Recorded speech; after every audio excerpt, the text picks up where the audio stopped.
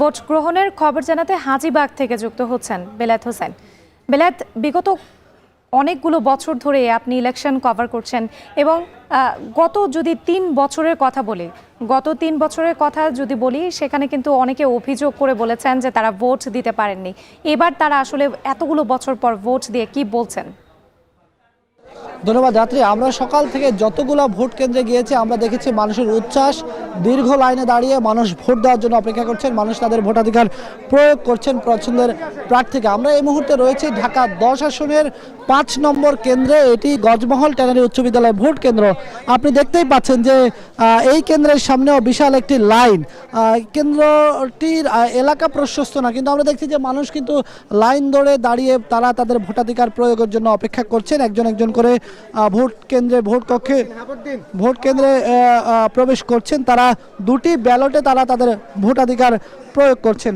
ঢাকা 10 আসনে প্রধান প্রতিদ্বন্দ্বী দাঁড়িপাল্লা প্রতীকে মোহাম্মদ জসিমউদ্দিন সরকার এবং বিএনপির শেখ রবিউল আলম ধানের শীষ প্রতীকে।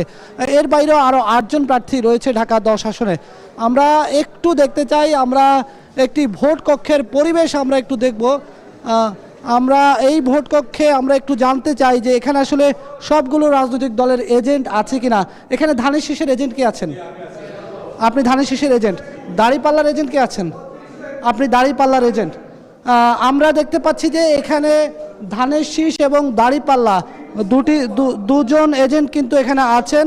আর এখানে এই পাশে যদি আমি দেখি যে 2 জন পোলিং অফিসার দায়িত্ব পালন করছেন, তারা ভোটারদের পরিচয় শনাক্ত করার পর এই পাশে সহকারী প্রিজাইডিং কর্মকর্তা তিনি ব্যালট পেপার ইস্যু করছেন। ব্যালট পেপার ইস্যুর পর গোপন কক্ষে গিয়ে ভোটাররা তাদের ভোটাধিকার প্রয়োগ করছেন। ভোটাররা দুটি ব্যালটে ভোট দিয়ে তাদের ব্যালটগুলো বক্সের মধ্যে ব্যালট বক্সের মধ্যে তারা ফেলছেন। সব মিলে আমরা দেখছি মোটামুটি এখন পর্যন্ত শান্তিপূর্ণ পরিবেশে, সুষ্ঠু পরিবেশে ভোট হচ্ছে। বিদেশি পর্যবেক্ষকরা ভোট পর্যবেক্ষণ করছেন। একটি নিয়ম আছে যে ভোট কেন্দ্রের 400 গজের মধ্যে ভোটাররা ছাড়া কেউ প্রবেশ করতে পারবে না। সেটা কোনো কোনো জায়গায় কিছুটা ব্যত্যয় হচ্ছে, তবে প্রত্যেক কেন্দ্রের সামনেই সেনাবাহিনী খুব শক্ত অবস্থানে তারা তাদের দায়িত্ব পালন করছেন। আইনশৃঙ্খলা বাহিনীর সদস্যরা দায়িত্ব পালন করছেন। আমরা বিকাল 4:30 পর্যন্ত দেখতে থাকবো ভোট কেমন হচ্ছে। এই ছিল আমার কাছে এখনকার মতো। রাত্রি। হাজারীবাগ ভোট কেন্দ্র থেকে যুক্ত ছিলেন বেলায়েত হোসেন।